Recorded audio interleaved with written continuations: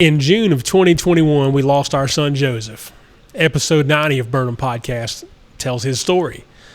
It's called 8 years, 2 months, 28 days. On that day, a firefighter named Kipp Buford responded to the call. Kipp had been in my life before when I was a teacher, known him for a long time. So this is a story about people who are in your life, come back into your life, and the impact that we have on each other. Welcome to Burnham Podcast. I'm your host, Danny Burnham.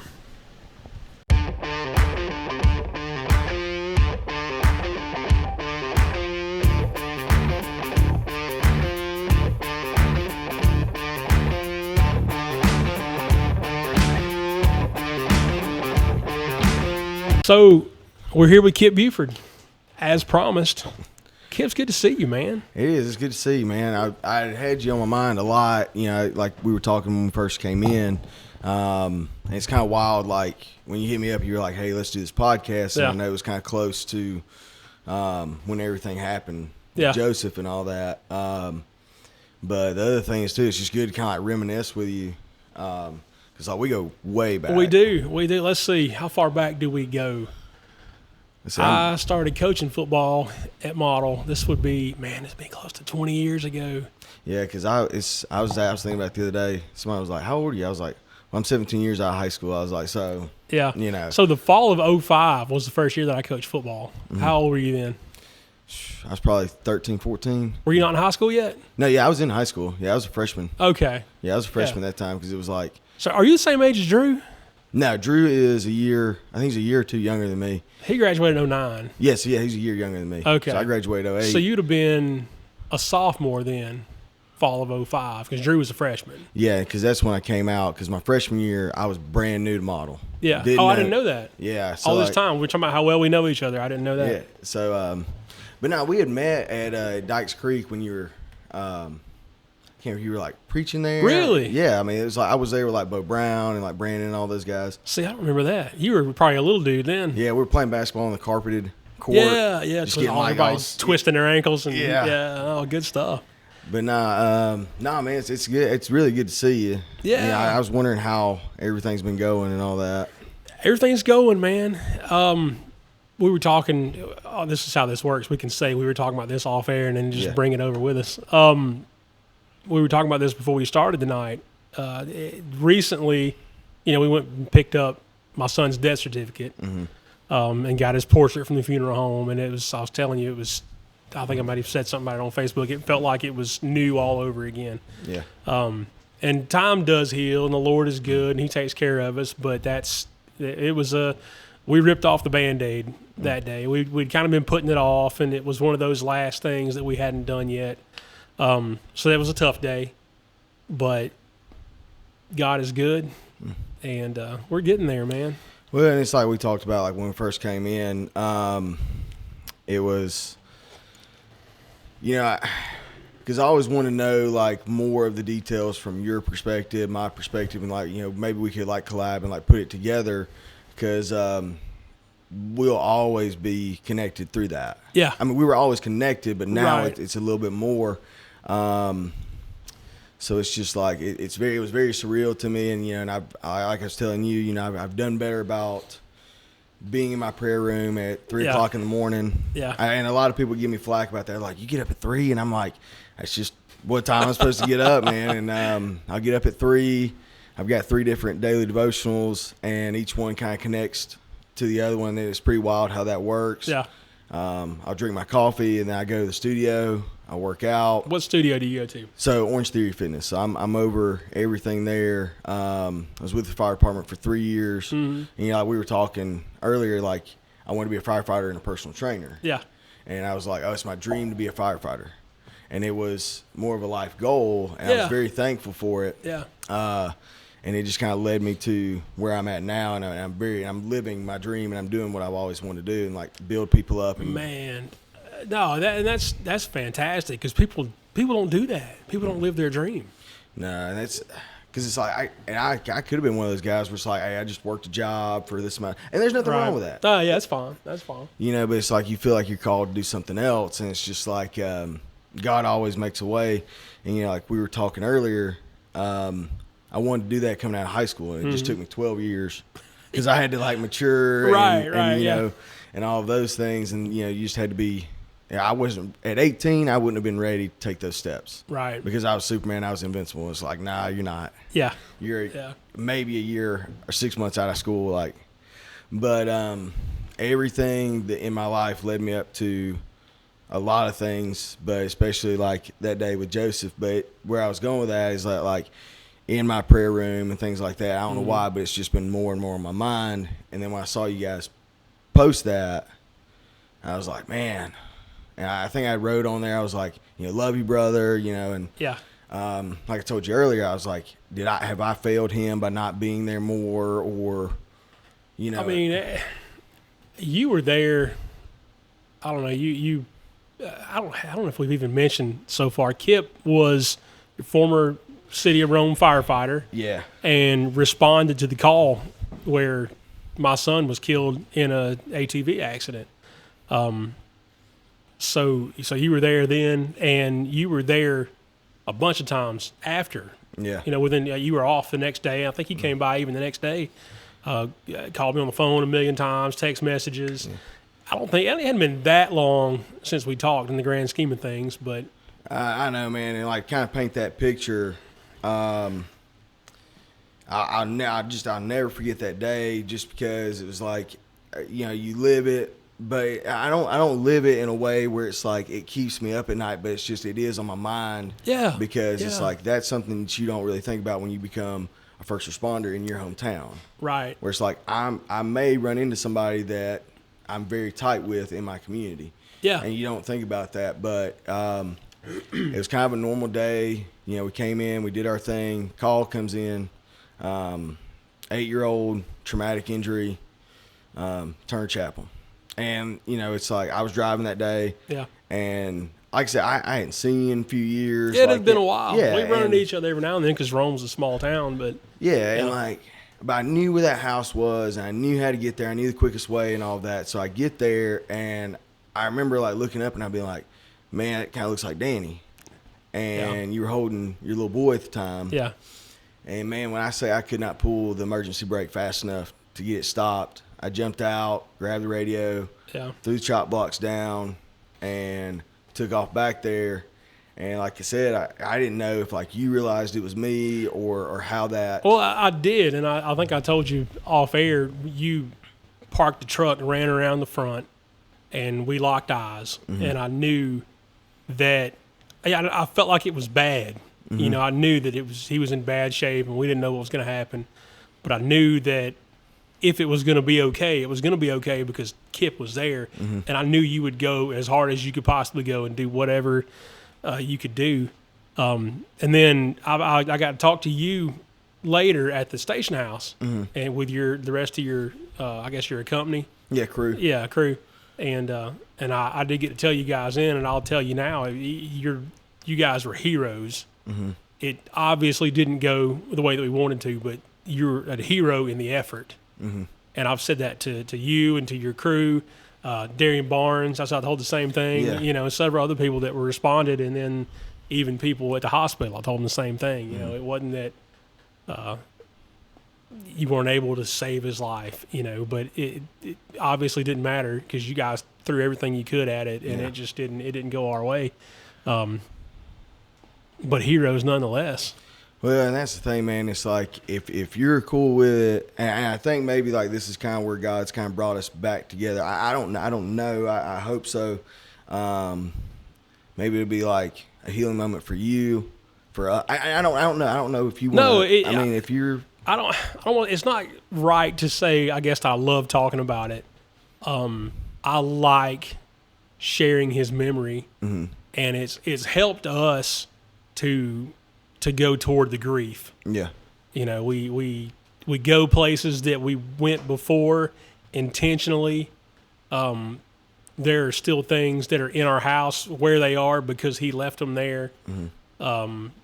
I do like talking about him because he was 8 when he died. Yeah. Right. So if I passed away now, I'm 44, right? And I feel like I put a pretty good stamp on this place, and there are 44 years worth of people younger than me that can tell my story. Well, like his friends were also 8, You know, so like, how well are they going to remember, and you know, what's his legacy going to be like?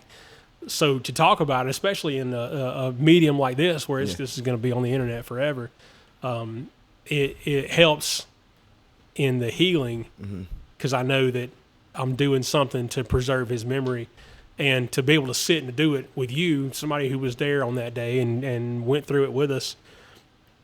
You know, that's it doesn't make it better. I don't know. That's not the best way to say it, but it's a full circle moment. Yeah, because I will say this, and one story that you told, and I've always thought about this, and it's always kind of like stuck in the back of my head, is I guess there was a kid next door that wasn't, you know, not that popularity matters, but, you know, he wasn't, you know, maybe popular or first picked, or, you know, maybe people didn't pay as much attention to him, but you said that Joseph did. Yeah. And they were each other's first friends when they were, Joseph was 4 and Maddox was 5. They were just a little bit, just a few months apart, but yeah. Well, and the thing about that, like the where I'm going with that is that we went to Joseph when he was 8. Mm-hmm. The next day or the next few days, we went to a 98-year-old man, and we were able to, you know, get him back. I think you mentioned this to me at some point. Yeah. Yeah, and that's what was wild to me. But, you know, I've always thought to myself, there's a reason why we get called when we get called. Yeah. And so it's like, you know, the stories you shared with Joseph, he was kind of a daredevil, just a wild man. Yeah. You know, and different things like that. And you said that me and him probably had a lot of similarities, because back in high school, I remember running up the bleachers with a pie in my hand. And if I could ever find that picture, I will.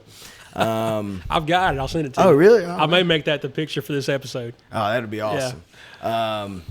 But I remember you telling that, and then he made, you know, that was their both first friend, and the dad came out and told you that, like, hey, you know, because of your son, this. And so it's like, he said, I'll say it, I'll brag on my son. His dad told me that his son will grow up to be a different person because of the influence that Joseph had on him. Dragging him out of his shell and, you know, let's go climb this tree or do whatever that the little boy might not have already done on his own. And well, it's things like that that's like, and that's one thing I talk to a lot of people at OTF is a little bit of belief and a little bit of love. You can take over the world. Yeah, like I need for sure. I need one person to believe in me, and hey, man, I can take over. Yeah, and that's what he did for that kid, because it will change his trajectory in life, because he's probably, and you just never know who's going to come in that. And that was one thing I shared with you, is that, like, you have no idea when I was even 16, 17, you know, being an adult figure and being what I needed at that time, I was like, man, if I could ever repay that to a lot of people, it's like I would. Yeah. And, you know, it's just like he had that opportunity. So, like, where I'm going with that is that he was 8 and, you know, God called him home. And we got this 98-year-old guy, and he's still around. You know, in your mind, it's like, well, that's not fair. Is it not fair, or that's what, you know, God's not done with that person yet? Right. And maybe Joseph, and I don't know if this kind of gives you closure or anything like that, but it's like, it took Joseph 8 years to figure out what his thing on this earth was. Yeah. And there's some of us walking around, we still don't know. Yeah. You know what I mean? Yeah. And you know, I've always thought that, and that's always kind of given me peace a little bit for me, even though I know it wasn't my son, or, you know. Yeah. And I don't know if that kind of helps you. It does, man. It does.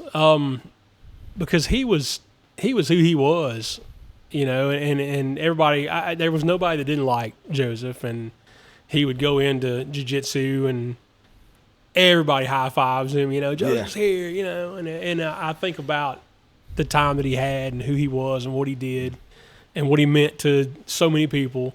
And even in his death, right, and we think about why did it happen at 8 instead of 98 like this other guy? Well, we were riding down the road one day. I guess we were coming home from school. He was in first grade maybe, and we hear there's a commercial on the radio about organ donation. Yeah. I was like, well, what's organ donation? You know, because he's 5 or whatever. And I said, well, when you when you die, when you're not alive anymore, they take out the good parts of you that would still work and they give them to somebody who needs them. I said, well, I want to do that because I won't need them anymore. I'll be dead and gone and whatever. And at 5, for him to say something so profound, I thought at the time, I was like, well, that's cool that he gets that. Well, then they call us the night that he died. And they were like, hey, he's a candidate to match with 2 of his heart valves. And I didn't realize there was a difference between your eyeballs and your corneas. So there's 2 different things. So he maybe helped as many as 6 people, but no less than 2 or 3 who needed a heart valve or an eye or 2 eyes. So even in his death, he left something. He left life with somebody, or at least a better life with somebody. So, you talk about things that bring me peace. That brings me some peace. And that's the thing, man. It's like I know he's gone, and I've lost people. We've all lost people, but their memories. I remember a guy telling me this. I mean, it's been years ago, and he was just like, "You're always going to be a part as long as the last person that remembers you is still on earth." Yeah. And I've always kind of thought like, man, I was like, that's pretty profound because it's the truth. Because that person may hold the last like story or weird thing or whatever. Right. And then when they're gone, then you're gone. Yeah. But as long as his memories are there and like all the things that he's done, because I remember that next day, I remember that night we got back to the station, because one thing about being a firefighter is, put it in superhero terms, it's like you got to think about like when you see a wreck and then you go by that same intersection, it looks like nothing ever happened. Yeah. So we're there 1 minute, gone the next. Yeah. And like we were talking, the ride to the hospital, it seemed like something out of a movie because you get such tunnel vision. You think through like what was said. Is that what was said? And then you kind of take a step back and look at it from a full perspective. And I remember getting there, working him until we passed him off. Yeah.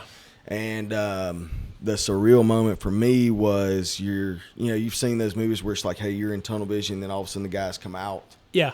And it's like, oh my gosh. He had blue shoes on. And I know you and I have talked about this.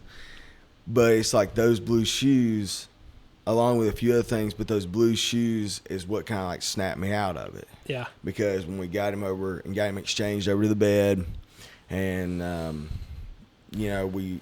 remember somebody walking by, and I don't remember who it was. I'm not trying to make it more dramatic than what it was, but and somebody laid those blue shoes up. I was like, oh man, he's gone. Like that was the moment where I was like, oh man, he's gone. Yeah. And it was just kind of like everything snapped back. You walk out of there. We go back and clean up the ambulance. Engine's there. I get back on the truck. We go back to the station. It was kind of like a lot to process, of, man, I can't believe that. What's the next step and all this other stuff. I will say the fire department did a great job of, they're very big on the mental health thing now and things like that. I don't know if I ever told, we made some phone calls too to make sure that you guys were getting checked up on, and I'm sure they'd have done it anyway, and that's not a pat on the back. That's a personal thing from me to you. Like I wanted to make sure that you guys were okay, and it was tough enough. It was tough on us, and I knew that it was going to be tough on you guys too. If we can go back to the shoes for just a minute. Have we talked about the shoes? I mean, we have, because it was just like, I just remember them. Yeah. And the funny thing is, they had a festival down here the other day, and I was with Chelsea, and that's kind of what kicked the conversation off between me and her. Yeah. And she was like, did you know that little boy? And I was like, nah, I didn't know him. But I knew the shoes that he had on. Yeah. And she was like, and of course, like when you say something like that, she's probably like, the shoe? Yeah. And I was like, yeah. And it just kind of like took me back to that moment. But yeah, I mean, like you guys had got them like that day, That right? day, yeah. Yeah. They were we got them from Walmart. We had taken the car to Walmart to get the oil changed. And it was kind of last minute because the guy that usually changes the oil in the car was sick that day and wasn't at work, and we had to have it because we were about to go to Arkansas the next day. Mm-hmm. So we went to Walmart, get the oil changed, and me and Joseph and Flynn are just hanging out in Walmart. And he had been eyeballing these shoes the last time he was in there, and we just, for whatever reason, we didn't get them before. But they were the Shaquille O'Neal Walmart brand shoes, right? Which is a Joseph story too, because Shaq backed out of a major shoe contract at one point, gave them their money back because somebody complained that they couldn't afford his shoes. Yeah. So he gave their money back, got out of the big contract, got with Walmart, and he was selling. They were like $9, these shoes, right? But Joseph wanted them because they looked like Ninja. I don't know if you ever played Fortnite. Are you familiar with Fortnite at all? Yeah. There's a character on there called Ninja. He was a famous YouTuber that they made a game character out of, and they looked like the shoes that Ninja wore. So he played Fortnite. He wanted these Ninja shoes. So we got the shoes the day we were at Walmart getting our oil change. So they were a big deal to him. He told Ayla. Ayla's a shoe head, a sneaker head too. She's got 50 pairs of shoes or whatever. So he tells Ayla when we get home, we got my dream shoes.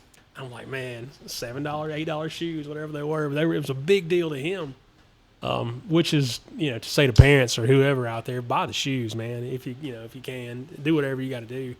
That's the thing is that, like, to a kid like that, or even kids at all, I was talking to a buddy of mine. He was kind of going through some stuff, and I was like, look, I'm going to tell you something that you don't want to hear.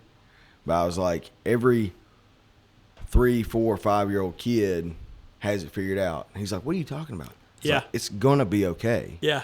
I was like that, but it's that. And I think what happens is in life, you get a little too worried about, oh my God, what about this? What about this?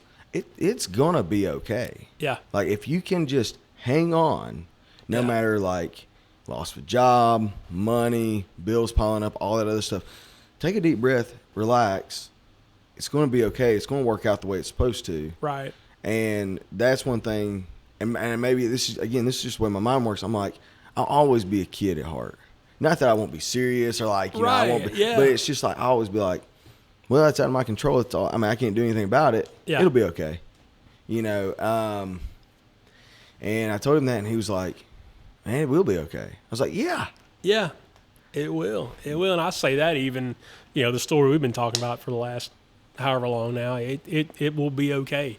I know, and I say that to say this, like, there's 3 types of people you're going to meet at any point during the day or in your life. They're either going into a storm, in a storm, coming out the other side. Yeah.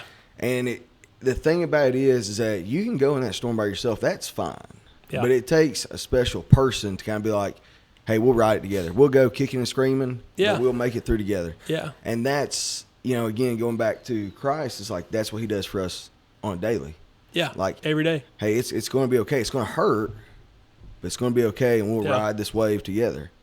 And like I don't know. That's just the way I've kind of like look at certain things sometimes. Even though, like, hey, that was a very tough thing, but going to the grief, like you said, I think it's a very big thing for you guys. Yeah, it has been, and it's helped. I don't know. I sort of keep an unofficial list in my head of all the stuff I've wanted to do since he passed. Mm-hmm.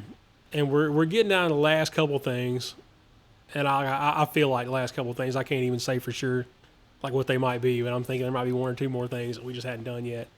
But it helps. It's helped us to grieve, to embrace it, right? Because looking back on that day, we were leaving to go to Arkansas the next day to watch Drew and his college football team. They were playing in the spring that year because of COVID. The year before, they didn't play in the fall. Mm-hmm. So they were playing in the national championship game in Arkansas. So we were going to do that, and Joseph still hadn't decided yet if he was going to go with us or if he was going to wait and go the next day with his grandparents on this out west road trip with him and his sister and his grandparents. Mm-hmm. So he was going to decide that night, right? Well, we didn't. You look at all the things that could have happened. His granddad was going to come pick him up at one point, and they were going to go get dinner and talk about the trip or whatever. And then he was going to come home and finish packing. Any other given Thursday night, we would have been at jiu-jitsu at that time. We could have been doing, any number of other things. We could have already left and gone on the trip. And all this stuff happened that led us to that point, and that's what happened. So we have to look back and say, as hard as it is, that was what was supposed to happen. Mm-hmm.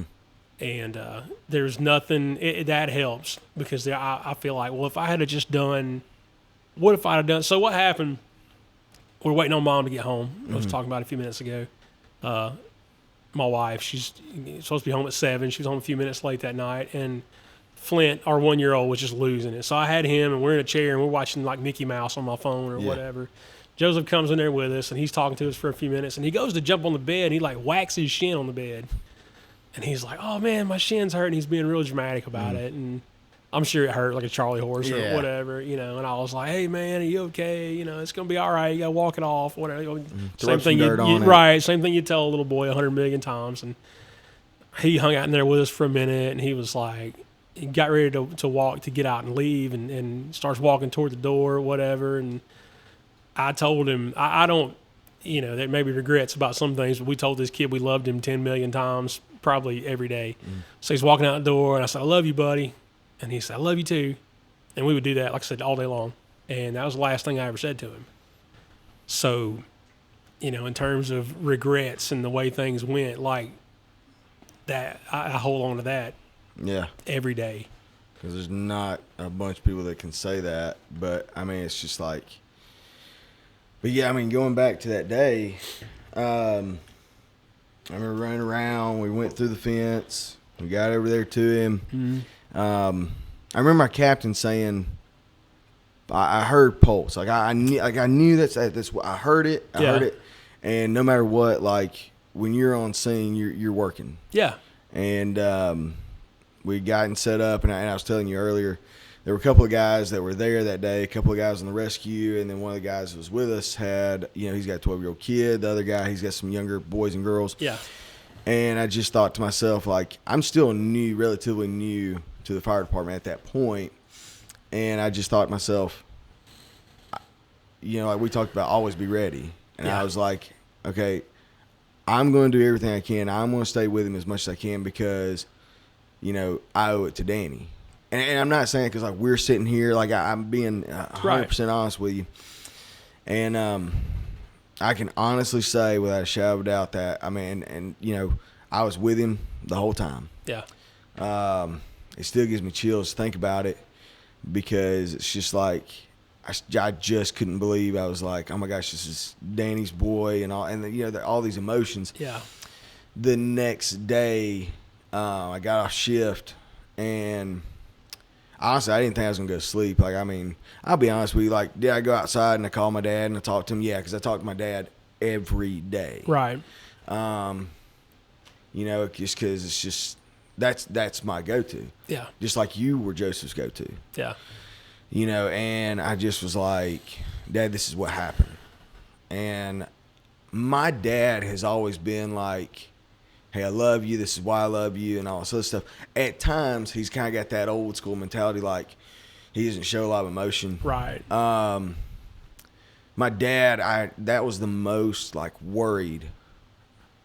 I mean, because it's just like, he knew I wanted to be a firefighter. I was living that dream, and at that time, I was living that dream. Yeah. But I knew he was always worried about the next call. Mm-hmm. And so he was like, well, look, just be in prayer about it, all the things you would tell your kid. Right. And so went to bed, got up the next day, went home, put my bag down, was doing my normal routine, went to the gym and worked out. And the whole time I was in there, I was like, I got to go see Danny. I got to go see. And I'm being, I was so nervous driving over there in my truck. I was like, I don't know how he's going to react. I was like, I don't know.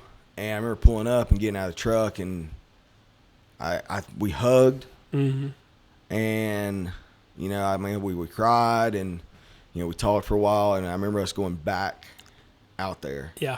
And that was kind of like surreal. I was like, you're like, well, is it okay if we go back there? I was like, it's okay with me if it's okay with you. Yeah. So we already been back there a couple of times as part of that process, and I don't know, I can't explain why it felt better even 24 hours later to go back to the spot and be there. Well, I don't know. But it did, it kind of helped get the process going, and I still go out there sometimes, and, but that's just been part of the process for us and embracing it. And I don't know, I felt like it would help you too. And I don't know if it did or not, or, you know, but. It did, because it was like, it gave me a perspective to stand there and be like, kind of see it and be there with it and remember those feelings and being like, because again, like when you're in that moment, you get such tunnel vision. But then, like when we went back there, when it was quiet, and calm, and it helped me later that day and like through the weeks, think through the whole situation. Yeah. Like I said, man, it's just it was a very surreal moment, because honestly, like I said, I didn't know. I still think about the next day going over there and like seeing you and just being like, hey man, like I don't know what I can do, but it's like I want to do something for you. Yeah. And if you needed that day was a big hug and two men crying together, well, hey, well, we were going to do it, man. I would have stood there and cried with you, you know, all night long. We were to the point at that point though. I couldn't say this is what we need, because I hadn't slept, I hadn't eaten, you know, and so we talked about earlier. People being there was what we needed. Yeah.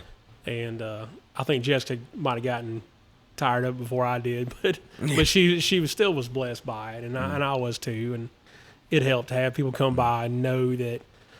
And that's tough, because like you said, you're driving over there and you don't know like how's it going to be, how's he going to react, and I know that everybody that came by there knew the same. They felt the same way, but they came anyway. Yeah, and that was important to us. It was a big deal. Well, that was the thing. It was just like, and you know, like. As soon as we hit the door, because like when you said, hey, you know, can you meet me Monday or Wednesday at 6? Yeah. I was like, we're going to talk about this. And I'm not saying like we're going to. No, but it was going to come up. Yeah. It just was. And I'll tell you this much, man. It was just like, and I told you this in the beginning, I knew if that was going to happen to somebody, because I've seen you, I've been around you, you know, you were there for a lot of things when I was a kid. I was like, that person right there is going to that's going to draw them so much more closer to Christ, because there's not. And again, I'm not saying this because like we're sitting here, but I'm just being honest with you. Like, I just thought to myself, even at the funeral, like listening to you talk and everything that you said, I was like, man, that's strength. You can squat, you can bench, you can do all this stuff, but watching you at Joseph's funeral, I was like, that's a man right there. That's strength right there. But it wasn't me. I know. It wasn't. I couldn't do it. And I'll tell you, we were at the funeral, and as I'm walking up the steps to go talk, I'm one step after the other, and I'm thinking, I can't do this. Mm-hmm. I'm like, I'm about to have a panic attack, like right here, like they're going to come carry me off the stage, you know. And but I turned around and I saw all the people who were there. Who were there for us because they loved us, because they loved Joseph. And then the Lord just carried me through, man. Mm-hmm. It wasn't, there was some strength, man, but it wasn't me. But that did, I mean, that was the only outcome, was for us to grow closer to Christ in this. And even the night he died, Jessica and I got in the car at the hospital. We were going to come back home. And I said, this has got to point people to Christ, like it has to. Mm-hmm. That's the only good that can come out of this. So we have to do that. If it's all right to ask, like, what was I don't know how soon after we got there and everything was done, and by the time we left, like when you guys got there, I know what the ride was for us in the ambulance and everything. I mean, it's just thinking back on it, it was very much like a movie. Yeah. And again, man, I'm not trying to make it more dramatic. I'm just being honest with like that's the way it You don't have to make it more dramatic. Yeah, it was. I mean, you know. But it's just like, again, but what was that ride like for you guys there? I prayed on the way to the hospital. I knew it was bad. Jessica at one point said, I think he's gone, like before anybody ever showed up. Mm-hmm. I'm on the phone with 911, and she said that at one point. And I think I knew too, but I wasn't ready to wrap my brain around it yet, obviously. Jessica works in a nursing home. She sees people die semi-regularly at least, and she knows what that looks like. on the way to the hospital, I prayed, let us bring him home in a wheelchair. We'll feed him and change his diaper or whatever we got to do. Mm-hmm. You know, that I'm trying to make deals with God on the way, and you know, whatever it is, maybe he's mentally not going to be right again or whatever. We'll do whatever we got to do. Yeah. Just let him come back to us. Jessica's pregnant at the time. She was 6 months pregnant with 6 months. Is that right? I think that's right. With Ben, our youngest son. And we had to go to the doctor. Like, where she's pregnant, she goes to the doctor every few weeks or whatever. So we're there, and they're asking her about it, you know, to make sure that she's okay and dealing with things or whatever, and did she need medication or this or that. And we were talking. She knows the lady, apart from just being her doctor. And she was saying there was, you know, talking about making deals with God and things like that. And it wouldn't be. I would love to have him back, right? If we could just get him back and him be here with us. But it wouldn't be fair to take him from where he was and to try to bring him back. He's in the best place he could possibly be. Yeah. You know, like he was in heaven, and we know that. And it wouldn't be fair for us to expect him to come back and give that up, to be with us and make us happy for a few more years, you know, the rest of our lives, whatever, you know, our short lives. And so that really put things in perspective for me too, as far as, you know, you try to make deals with God. And if you hear people like first responders or police or military people go, God, if you'll just get me out of this one, I'll go to church or I'll pray or I'll do whatever. And that's kind of the mode that we were in. But for her to say that kind of was like, yeah, you know, it was a comforting thing still, because you know that we could get him back, and we could have, maybe he could have lived, and he could have been in a wheelchair, he could have been whatever. He's in heaven with his perfect body with Jesus, and it doesn't get any better than that. And it was selfish to ask for anything else in that moment. As much as it hurt for him to be gone, you know, we'll see him in a little while. And that's the thing, man. It's like there's no better way that you put that. And I'm being, you know, because it's like it is selfish sometimes. It's like, you know, well, I don't want my mom to go, I don't want my dad to go, but they're in a better place. They're in their perfect body, like you said. And the thing about it is, it should be for a lot of people who've been in that situations or lost loved one that's my driving force. I'm going to see them again. If you love them that much and you miss them and that heartbreak, that should be your driving point. And I think that's going to be the thing for you and Jess from now on, is like, hey, this is, and I know it's always been your driving point. Yeah, but it makes it, you say that about people, right? I know somebody who had somebody who died. Somebody lost somebody. So you go to this person and you say, oh, well, you'll see them again one day. It's different when it's you. Yeah. You know, and you know, I'll see him again one day. And that's one of those things that keeps me drawing breath and putting my feet on the floor every morning and going on with life, is knowing that I'll see him again one day, and that in the meantime, he's not hurting, and he's not cold or thirsty or, you know, suffering in any way. He's got everything he needs, and who he's where he needs to be and who he needs to be with. And that's the thing, man. It's just like there's nothing in my life where I can be like, oh, I know how you feel, because I don't. Because the thing about it is, it's a minor surgery or it's a minor thing until it happens to you. Yeah. Yeah. You know, and I think that's the best way that you can explain that, is like, you know, I know what I would do in that situation. You don't. Yeah. You don't know. Right. And I used to hear guys like new recruits and stuff like that come on, or just people in general. Man, if that had been me, you don't know what you'd have done. No, you have no idea. You have no idea what you had done. And, you know, it's just, I remember your dad telling a story. He had a dream. He come over there, got a glass of water. Yeah. And was like, bye, Pop, or whatever he called. Yeah, he said, I'm okay. Yeah, I'm okay. I'm okay, Papa. Yeah. And I think a lot of people take things like that for granted. Yeah. Like, oh, well, it was just a dream. Maybe it wasn't. Yeah. I've had 3 dreams about him since he's been gone. I thought it would be more. I thought it'd be every night or whatever. It's not, and that's fine. I've had 3 dreams about him, And all 3 times, we were in different places every time, and he was with different people every time. One of the times he's out behind my mom's house where him and his buddies used to play, and I walked in between their house and their garage into their backyard, and he saw me. He run over and gave me a hug, and that was it. That was the whole dream. And another time I walked into a room, and he's had his back to me every time. Like he turns around and sees me, runs over and gives me a hug. Mm-hmm. Another time we were in another place, and I forget where it even was, but I walk in there and he sees me, comes gives me a hug. So the 3 times that I've had dreams about it, it's been the same thing, but it's kind of like the Lord letting me know he's okay. Yeah. And that helps. And it's not a big long dream where we're, walking on the beach and hanging out or whatever, but it's enough. Yeah. God sustains us and he gives us these little things, and it's not like Joseph's not visiting us. Like, that's not how that works. Mm-hmm. He's gone, and he's in heaven, but God gives us these reminders. He gave us this tremendous brain. We can remember all these things, and then he gives us these reminders, and that's how I look at it. It's God saying, hey, I've got him. Yeah. It's okay. My dad said at the funeral, I can trust God with my grandson. Mm-hmm. And that's one of those things you think about that. Because, it's like, you can drop them off at, like, crazy uncles or something like that. Right. But it's like, I don't know if I can really trust that, but it's like, I can trust him with God. Yeah.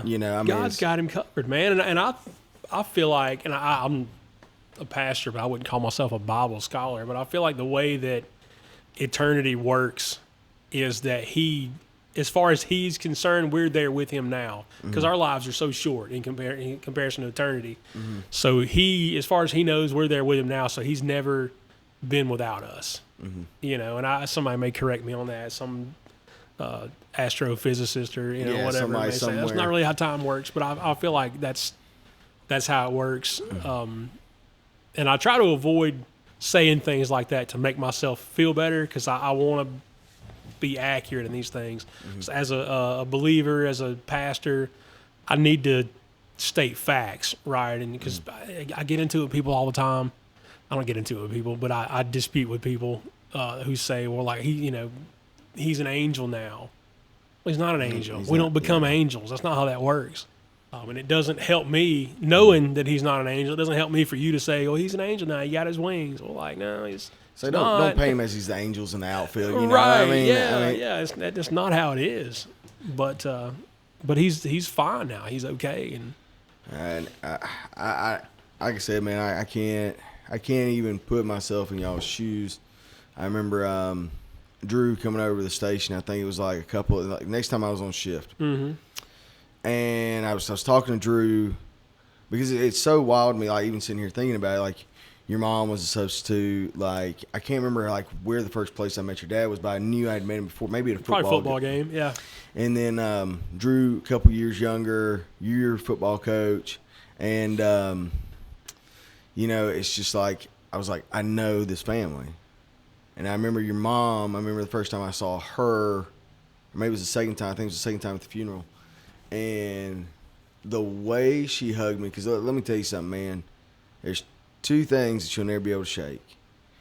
And that's a hurt mother or grandmother. Yeah. That right there, I think, has stuck with me a lot, because it's just like, when she hugged me and the way she hugged me, I was just like, oh, man, I feel that. Yeah. You know what I mean? Yeah. And I've always thought of myself as very, like, empath, like, trying to put myself in people's situations, because it's like, I want to understand, I want to help them through whatever they're going through. Yeah. And sometimes just being there is what they need. Well, that was it. There was nothing anybody was going to say that was going to make us feel better, but people being there and showing love, and that, people love us, and people are hurting with us right now, and not that anybody understands except for somebody else that's been through it, but that's it. You just love people.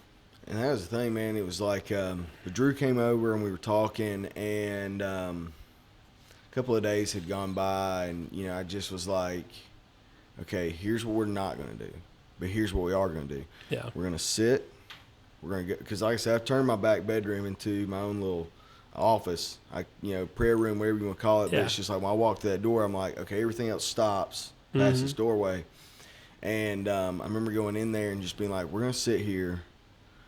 we're going to internalize this and we're going to work through it, because if not, it's going to build up and it's eventually going to come out in some type of way, because we need to understand what just transpired. Right. And I don't want that to sound like this was something that, like, this is why I left the fire department. This was not the reason why. Right. But it was just one of those things where it's like I had heard all these stories about other guys that had happened and been in these situations in the past. They went down, and I was just like, I got to get as close to God as I can and let him help me understand it. Well, that's what you've said that now as a former firefighter. You had the thought as a firefighter. My last episode, which hasn't aired yet as of today, but the last one that we recorded was with a police officer, and he said a lot of the same stuff. You know, without his faith, without his walk with Christ, he takes all that stuff home with him, and cops are notorious for having home issues because they deal in firefighters, you know, people that deal with these traumatic situations take this stuff home with them, and then it comes out at home with their wife or their kids, and it's terrible. But apart from God, right? So you have God, and you have this foundation in your life, and you pray and you read your Bible, and your wife is going through these things with you because she understands that you brought some terrible stuff home with you, you know, and so you go through that together. But he said, I don't know how anybody does our job without faith. Yeah. You know, and the same could be said about you guys, because I feel like I've told other people this, and I might have mentioned it to Jariah in the last episode. We're programmed to see, like we're wired as humans to see and be a part of a certain amount of death, right? Never mind the things that you see at the scene of some of the, you know, the places that you guys, you know, stuff you guys go and see. We're programmed to see our grandparents go, right? They're 2 generations ahead of us, and Papa dies of old age, and he was, you know, we have a funeral, and that's great. And we're programmed to see our parents go. That hurts a little bit, and it's, I mean, a little more, and it's closer. Even older siblings, you know, that are supposed to go. So we've got that capacity within us, so we can deal with these things, and it's hard, and it hurts, and we figure out how to keep going. But there's a limit on that, how much of that you can see, especially in a traumatic situation. And, you know, you did it for 3 years. Now, I don't understand how anybody could do it for much longer than that. I know guys that do it for 20, 30 years. I don't know how, especially without faith. Yeah, and that's the thing, man. I like I said, I had wanted to be a firefighter, and I talked to several guys that had seen things like that, and they had shared some things with me. But at the same time, you could tell who was masking and who wasn't by the way they told the story. Yeah. And just different things like that. You know, one thing with the fire department, I learned kind of quickly was, like, you got one mouth and 2 ears. So you listened and you watched a lot more, and that kind of helped me understand. Yeah. Like, people can be like, I'm okay, but then you watch their face and their emotions and their body language, and you go, I don't think they're okay. Yeah, he's not okay. You know, and that was something that, like, you know, I kind of picked up on, and it's kind of helped me throughout. Everything's a learning experience in life, job and all that other stuff. And so for 3 years I did that, and then I felt like, okay, this is where I was supposed to be for this amount of time. Yeah. And this is my new season, and this is what God's kind of preparing me for. But during that time, I remember listening to a podcast, and there was a guy, and I cannot remember his name, but he was the lone survivor. You know, the one with Marcus Luttrell. Marcus Luttrell, yes. And I was telling you earlier, you know, he says it the best. It's like, you've got to mature your emotions the same way as you do a lot of things. And that was one thing. It's like, I remember my first call and something like that happening, and then I remember my next call or my last call and how I reacted to it. I was like, okay, my emotions have matured. Yeah. Because it's like, because if you don't, you're going to react to it like a child. Right. And death is something that, you know, you're never really ready for it. Yeah. But you can kind of be. Yeah. But again, going back to it, it's like, until it happens to you, then it's a different thing. It's a different thing. Yeah. You know, so, but yeah, man, I don't see how people do a lot of things without faith, without Christ. Because here's the thing, whatever you're going through, it could always be worse. Yeah. I mean, we would go to car wrecks where it'd be like barely fender bender, be like, oh my gosh, mass casualty, whatever. Yeah. Then you go to another one, car completely totaled, and everybody's fine. You're like, how? Yeah. Well, I mean, it's wild like just another reminder that it ain't up to us, and yeah. But no, man, it's. But I remember, and I keep getting off of it, but Drew came over, wanted to make sure I was okay, and this was a guy, and I love Drew. I always have, always will. Made the most of where he was. And I'm gonna brag on him. Because man, I mean, it's so wild for me to see him go from being. He's like, oh man, who wants to be a water boy? Yeah. Well, Drew did. Yeah. And that's where be where your feet are. Right. Because hey, if you get really good at this, then the next step. Now look at him now. Because didn't he have a stint with like the Baltimore Ravens? Yeah, he did a summer internship with the Baltimore Ravens the year after they won the Super Bowl. Yeah, I mean, so he got to hang out with.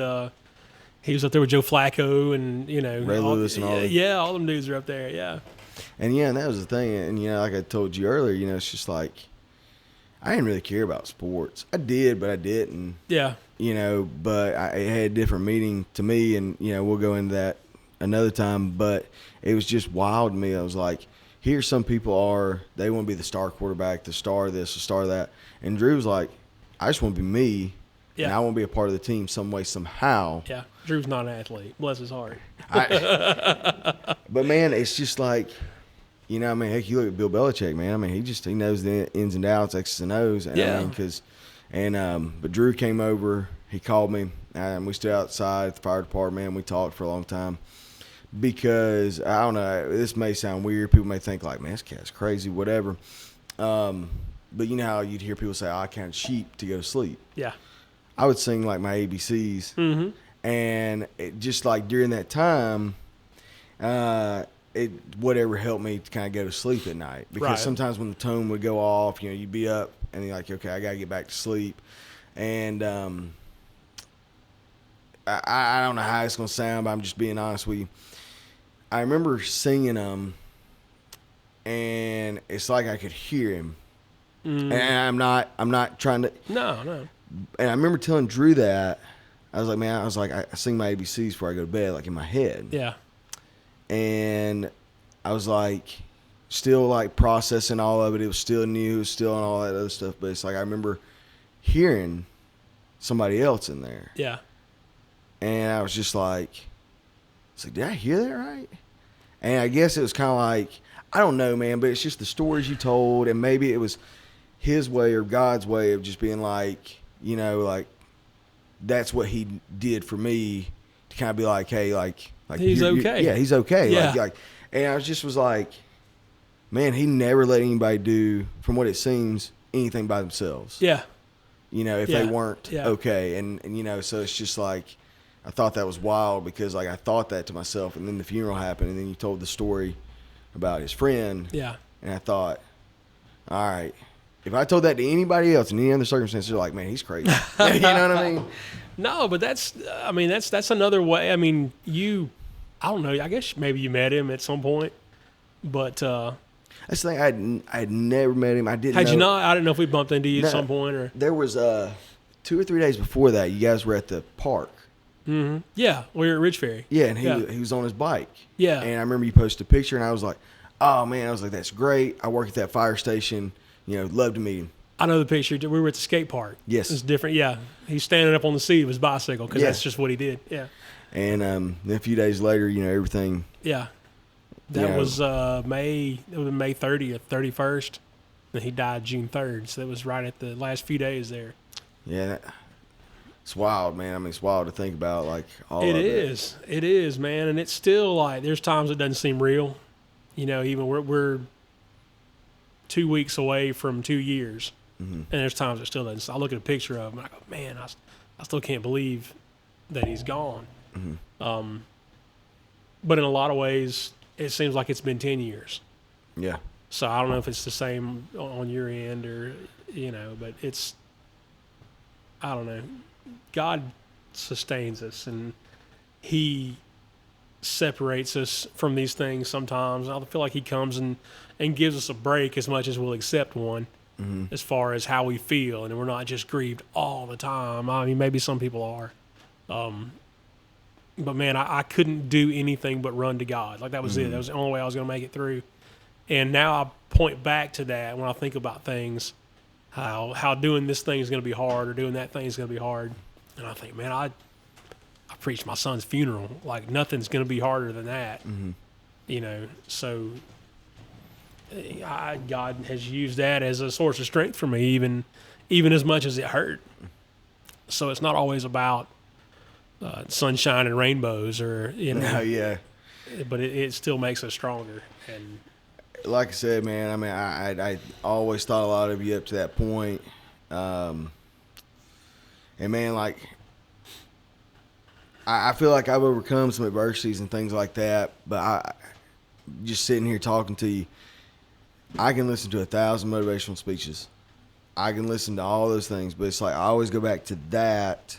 And I'm like, man, like that's what it means to have your faith, be there, be in it with Christ, because it's just like you just don't know.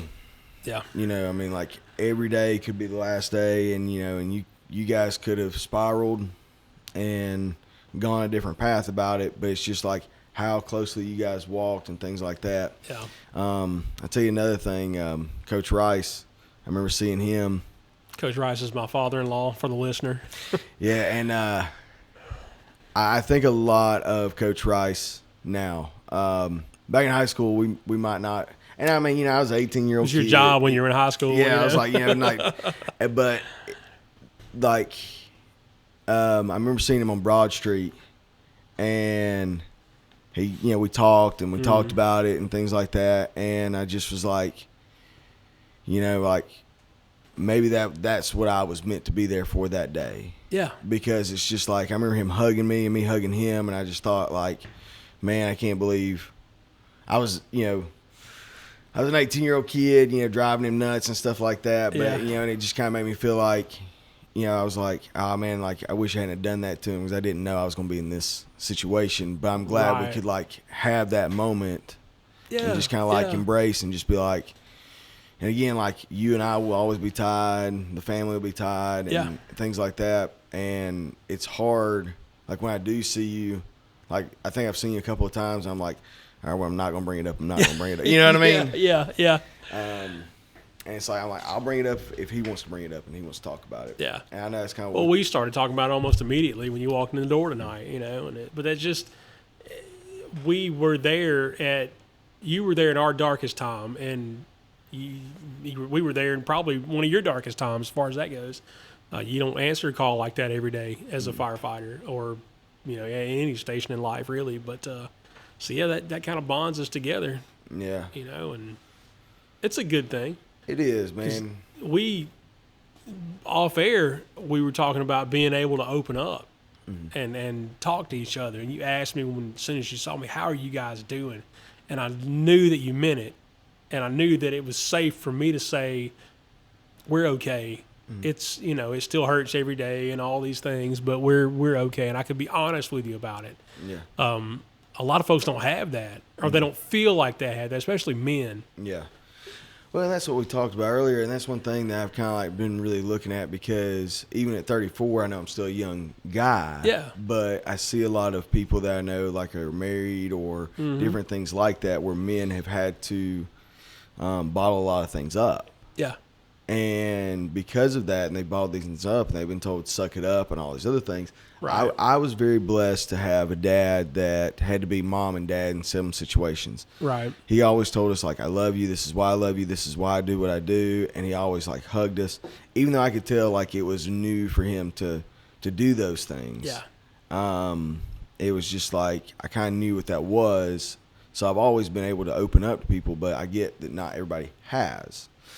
But saying that, like a lot of men go, well, I'm miserable because of my wife or my job. It's like, no, maybe you're upset because you need to take time and look inside and quit bottling it up and just suck it up. Right. And I think if more men did that, not only in church but outside of church. Yeah. Because one thing I have noticed in churches is that, like, some men, and I'm not being ugly, but it's like they'll have like a men's group that'll last for a little while, but there are some women's groups that last. Women's groups go on, yeah, it's a different animal. And the thing about it is, in church, like us as men, even says in the Bible, like if you want your family to follow Christ, it's got to start with you. Yeah. And it's not by badgering them. It's not by doing all those things. It's just by living it and being it. Yeah, just being the example. Exactly. Yeah. And I think if more men had that and felt safe, to where it was just like, look, man, you whatever guard you got. Yeah. We're not gladiators. We're not warriors. Like, we're just people. Yeah. And sometimes we're just people trying to make it through the day. Right. It's like, you can take that down. Yeah. Take that mask off, put it off. Yeah. And I think a lot of people don't have that. And again, man, it's like, I appreciate you telling me that, because it's just like, when I do ask anybody, especially somebody I care about, are you okay? Or how are you guys doing? Yeah. It's not just like I'm passing the time. You hope to get an honest answer. Yeah. I don't know, man, because I guess it's just like, I know what it's like to not have a whole lot of people. Yeah. And I'm just like, nobody should feel alone. And again, that's not like a, hey, look at me. Right. But it's just like, honestly, that's just who I am. And like, people who know me know I'm like that. Yeah. Yeah. But more of us should be like that, though. We should be able to be honest with each other about how we feel. And it's not like men aren't supposed to be sissies, right? We're not supposed to be weak, but that's not what being weak is. Being weak is letting your emotions run the show. And even if it's something that started out as something out of your control, letting it stay there and letting your emotions bubble over because you haven't dealt with whatever it is, that's on what we would call, like on the weaker side. It's not to get it out. That's being strong. Like to say, hey, I'm not okay. Something's wrong. I need help.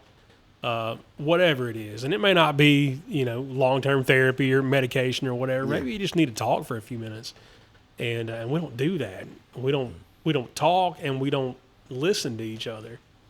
Not like we should anyway. No, because everybody's waiting on the next answer.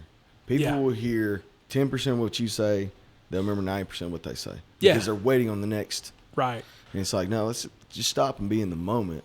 Because I remember Coach Johnson telling us our senior year of wrestling, he's like, guys, warriors cry during the battle. Yeah. Because they know they're going to leave it all out there. Yeah. If they cry, they don't cry at the end. If they cry at the end, then they left something out there. Yeah. And they knew they could have done more. Right. And I remember thinking about that, and I've thought about if more men were open to things like that when they're in something, in the battle of, hey, going through a divorce or bankruptcy or sobriety, things like that, and we're willing to open up, that's you in the battle. Right. If you cry at the end of it, you probably left some stuff out there. Yeah. And you could, we all could have done better in something. Yeah, for sure. Yeah. But I think if more men had that mentality of that, being like, hey, let's talk about it, and I just need somebody to listen. Yeah. Yeah. We don't feel like we have that. Nobody wants to listen to a man, right? Like, nobody cares what we have to say. And I know, and it's so funny because Chris Rock said, which TikTok, I think that was made by the devil, man. Oh, for sure. It'll take you 100%. Drain your battery and all that stuff. But I remember seeing, he's like, men are only unconditionally loved, or the only two things they're unconditionally loved is kids and dogs. And dogs, yeah. And men are unconditionally loved for what they bring to the table. Yeah. But if that's the case, then that's not who really you're supposed. I don't know. I mean, like equally yoked and all that other things. Yeah. Because I get, like, when you do have children, you still love each other. Right. But that's a little you. Yeah. It's like it, which I've got fur babies. So like when people there talk, you go, yeah. When people talk about like their kids, they're like, yeah, I got to get so-and-so to ball practice. I'm like, yeah, Abby can't miss another choir practice. 'Cause that's all. I don't have any, but I do understand that because, with my niece now. Yeah, that's awesome. So, but. Tango, where we at on time? Okay. But no, man, I mean, I'm just glad to see you okay and you're thriving. We're doing okay, man. All things considered. I guess, thriving. No. I always tell people we'll never be 100% again, but we can be 100% of what's left. Mm-hmm. And that's kind of our goal, day to day, getting the most out of every day. We've put more value on the day now. Mm-hmm. Like what are we doing today? What's happening today? And not that we don't plan for tomorrow and things, but like sometimes, especially early on, we were trying to get through the day. Let's get through the hour, the minute, whatever.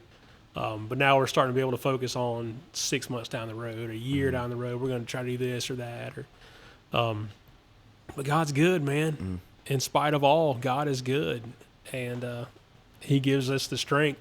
It's not that, I don't know, I'm careful when I say he gives us the strength because as humans, I feel like when we say God gives us the strength, it's like God gives us like a little bit of strength, like enough maybe strength, but then to say that God is our strength is more than enough. And that's who he is, man, even in the toughest and worst of times. But I feel like your life is a testament to that also. You haven't lost a child or anything, but I knew you when you were a child, and now that you're a grown man, and you talk about things like a prayer closet and reading devotionals and doing all these things, based on where you came from and your background and your upbringing and all these things, that all the stuff you were up against, that can only be God, right? Because I knew that kid, and he couldn't do that. That kid couldn't have gotten to where you are now and done all the things you're doing, and you're absolutely real life 100% living your dream. People don't do that. This is a God thing. It is, man. And like, I got to share a little bit of my story with some close friends, and it was wild, man. Like when somebody asks you a question about what was childhood like, it was tough at times, man, because it's just like, you're at a new school, your mom, it's in the busted papers. You just made some friends. I mean, my mother's sober now, and she's clean as she's ever been. And then Dad started a construction business, during that time. And it was just like you didn't know what to do. Yeah. So I was just like, well, I'll just get into sports because that way Dad doesn't have to leave the job site, come get me, and take me. So just stay at school 2 more hours. Yeah. Yeah. And I was not good at it, man. I was 5'3", buck, maybe 20, 25. Yeah. Just doing all I can. I'm just legs and elbows at that time. Yeah. But I was like, okay, I can do this for my dad so that way he doesn't have to leave, and then that's going to cost him money. Right. And, I was like, hey, I'll just do this to pass the time. Yeah. And then as time went, I always wanted my mom and dad to be together. Mm-hmm. And then we talked about this because it came to a realization to me, like when I was thinking about it the other day, I was like, why was I into sports? Why was I doing that? Why was I into working out? Well, I was into working out because it was an outlet. It was somewhere I could go. And fitness, not just physically, but mentally. Right. I was like, man, if I can do this and I can move this, or if I can run that next lap, and I turn this into schoolwork and life, like I can overcome a lot of stuff. I just got to keep pushing. Because here's the thing, man. You beat that wall long enough, you'll be battered and bruised, but you'll knock that wall down. Yeah. But and then as time went, I was just like, well, I just want my mom and dad back together. I just want my mom and dad. And then so I was like, okay, I got to get better. I got to get faster. I got to do this. And my senior year, it kind of all came to a head because that was like Mom's first year being clean. Right. I was the wedge buster on special teams. I'm not going to sit here and be like, man, I was out there. No, I was out. It was like, hey, we need a wedge buster. I was like, I can do sign me up. Yeah, sign me up, man. But then my wrestling, the group that we had, man, that was a good group. Yeah, it was a solid bunch. I was like, what spot's open? And at that time, I'm 5'6", 183 pounds. Yeah. Soaking wet with boots on. Because I remember my stepdad having to come and bring me a Whopper. Yeah. For weigh-ins. Trying to weigh you up. Yeah. So he's like, well, 215 is available. And I was like, let's ride. It's only 30 pounds away. Yeah, it's only 30 pounds. But, man, it was fun. And, you know, I won a lot of matches that I didn't think I could. Yeah. And I was just like, okay, I'm getting better. I'm winning. My mom and dad are in the same room and all that other stuff. But, of course, it's being a kid's dream. Yeah, But, yeah. you know, and, again, going back to it, man, I don't think teachers, I don't think coaches get enough credit for being parents to kids that they don't know. Yeah. Probably won't see again, whatever the case is. But it's just like you, Coach Johnson, and there's so many others that were that for me at that time, because it was like I didn't want to let you guys down. And I was like, well, I can't be a fool, because, like, they see something in me and they care about me enough. Right. You may not. No, I'm just kidding. No, man, we did.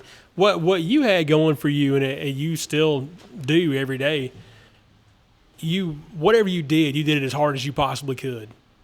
Like anything, whatever it was, you had to get after it. You know, we talked beforehand about academics, right? And academics were not your thing, so you just had to get after it.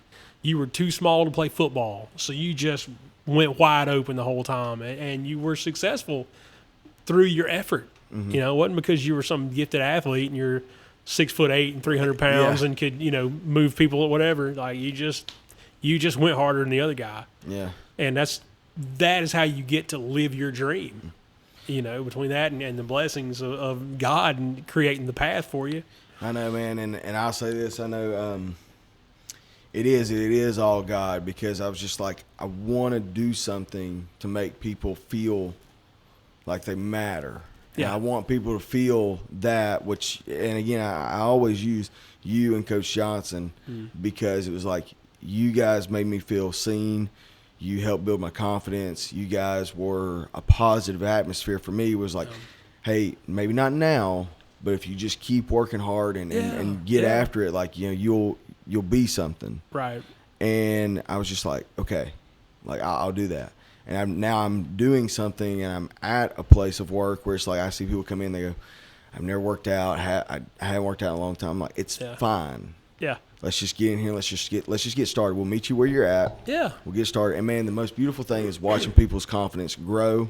Mm-hmm. Because, again, going back like what we said at the beginning, if you put a little bit of faith and a little bit of love in somebody, promise you they can take over the world, man. Yeah. You know. So I think we kind of skimmed the surface on it earlier. You work in the fitness industry now at Orange Theory Fitness. What is it exactly that you do there? So it's a 1-hour group fitness training, heart rate monitor based. So we hook you up to a heart rate monitor that shows up on the treadmills, on the rowers, and on the TVs. So, and it's funny that we're called coaches. Yeah. You got to be nationally certified. And like we talked about, it's like I'm a coach, but in a different alley. But right. So what we do is it's 1-hour group fitness, full body workout, low impact. A lot of the interval training that we do, whether it be on the treadmill, we're never going to tell you, like, Dan, if you came in there and be like, Kipp, like Rocky Balboa when he's 54, you know, hey, look, I can't really run. Well, okay, well, let's just power walk. Yeah. Let's just power walk, because you're working from your core down, building your legs and all that other stuff. And we're going to be on the treadmill for 23 minutes. Then we're going to bounce back and forth between the rower and the weight floor. More life is like Orange Theory's slogan, because you can invest in cars and property and all that stuff, but if you're not investing in the number one thing that's given to you at birth, what is all this for? And, like, I know we're not the cheapest, but at the same time, what's your health worth? Yeah. Because you pay for it now, you pay for it later. But anyway, so, like, we do a lot of core stability and different things like that, and it's all I do, and it's all I have time to do. And I've really thoroughly enjoyed it, because it's helped open my eyes to, hey, this is a different avenue, and this is functional fitness. Yeah. Because, like, I've got people who are like, I can't pick that up. I'm like, not yet. Yeah. Well, I'm like, do you pick up potted plants and stuff like that? And I'm like, yeah. I'm like, potted plant's probably about 40 pounds. Here you go, Susan. Yeah. Yeah. So, but it's fun, man, because we get people come in there and they're like, well, I've got a bad hip, or I'm this, I'm that. And I'm like, okay, do you think I can do this? I was like, yeah. Yeah. Yeah, because I believe in you, and we'll meet you where you're at. Yeah. And whatever options that we need to give you, we'll give you. It's just we got to get started, because some people just don't know how to work out. Right. So it's like you're in there it is group fitness with personal trainer touch. So if you're in there and we've got 5 zones, gray, blue, green, orange, and red. See, now I'm going into it. There you go. I'm very passionate about it, because it's like I've always been passionate about the numbers and heart rate monitors because there was an Ironman one time, and this is back when he had the strap and the big watch, and he said that if he can keep his heart rate at a certain state, he can push a little bit harder, know when to come off and back off and all that stuff. So I've enjoyed that aspect of it. So if I go, hey, Danny, control your breathing, bring it back down to the orange zone, good job. Right. Because we want to be in those good fat burning zones, and things like that, because we're going to build muscle, low impact, things like that. And it's a lot of things that we do, you'll see some pro athletes do. Mm-hmm. But I've also got some women in there and some men that'll outwork some of these 18-year-old kids. I'm sure. I mean, it's so wild to me. Like, people come up to me like, my blood works better, or I feel better, or, oh, man, I didn't think I was going to get that great of a workout in. It's like, that's fine. Yeah. I was like, it's fine. Yeah. But in the group that I've got under me, man, it's very much a blessing, because it's like I am living my dream. Yeah. Is it always hunky-dory? No. Dealing with the public, man, I mean, it is. Yeah, what it is, people, man. People do people stuff. But I do love it, and it's just my way of giving back to other people. So, that's kind of what I'm doing now. My title's studio director, but I'm just like, just call me Kipp. So you run the place. Yes, I'm over everything. That's awesome, man. Yeah, so it's wild, kind of like go from this kid that was like, couldn't really read or write well. Like we were talking, like if somebody can read a chapter of a book one time and get it, I gotta read it 5 times. Yeah. But I will read it 5 times until I get it. Yeah. And I used to look at it as like a crutch, but I'm just like, it's that much more drive now. Right. And so it's like I try to study, I try to watch things like that. But yes, that's kind of what I'm doing now. Yeah. And man, people are like, "Do you live here?" I'm like, man, it ain't work to me. Yeah. Because and I've told them this, I'm like, all my friends are here. That's the way I look at it. Yeah. Because it's like I know everybody by name when they walk in. Right. And I made a point of that because I've also been that kid in the back of the room that nobody knew and nobody cared to get to know. So I was like, I hope I've never made anybody feel like that. And if I have, I don't think you have, and here's why. Because when I taught at Model, when I worked there, I knew you because I coached you in football and wrestling. I worked in special ed. Mm-hmm. And I don't know how you got out of class so often, but you would show up in the doorway in our classroom, and you would come in there and hang out. It seemed like for an hour at a time, and you high-fived our guys when you saw them in the hallway and, hey, buddy, how you doing? And those kids didn't have people that would high-five them in the hallway and call them buddy, but you would do that. So it was only natural that you got to a point in your life where you did that. You do it for a living now, for lack of a better term, but it's that enthusiasm that you just share in life with, anybody who needs it, really. Yeah. But you've always been that way. I don't know if you even realize that. I don't, man, and I really try to be humble, but I know that because if you looked at me, don't judge a book by its cover. It's like, look at this dumb jock meathead. But it's just like, get to know me first, man. But it's just like I really try to be humble about a lot of things, and I'm very thankful and blessed. Man, I really appreciate you telling me that because I had no idea, man. I really didn't. Man, that was great because there's a lot of people that wouldn't have anything to do with our kids, not because they didn't like them or whatever, but they just didn't know how to relate to them, and it just didn't matter to you. You just were like, hey, these guys need a buddy, so I'll be that guy, and that was a positive thing for all of them. So, man, because it's just like everybody's somebody, man. Yeah, and it's just like I said, man, I can't thank you enough for allowing me the conversation of that day, reminiscing about back in the day. Because when you're 5'6", $170, and they give you a 53, you're like, man, I'm gonna make the best of this football as best I can. But it's just like, in our past and all that, I was just like, man, it really is an honor for me. Like when you messaged me that, I was just like, man. But I've really been in thought and prayer about it. I'm like, how is this gonna go? Yeah, and I knew how it was going to go. I knew as soon as soon as we walked in, it was like, hey, yeah. And then we got started, but it's just like I am glad that I could be that for you. Yeah, because like I said, man, you were a lot of things for me, and you may not have known it. Yeah, maybe not. I don't know. It's always in the back of your head when you're in that situation and you're not always thinking, I hope I'm making a difference in somebody's life. You just try to do things the right way. And if you do things the right way, then you do make that difference. And I'm glad it's an honor to know that I have been able to do that. And I hope you're not the only one, And, Yeah. But it's good to know that I've had that kind of impact on somebody. And that. I know, man. And now I'll finish it out with this, because here's the thing, man. Even though I'll never know what you and your family have gone through, but I will say this.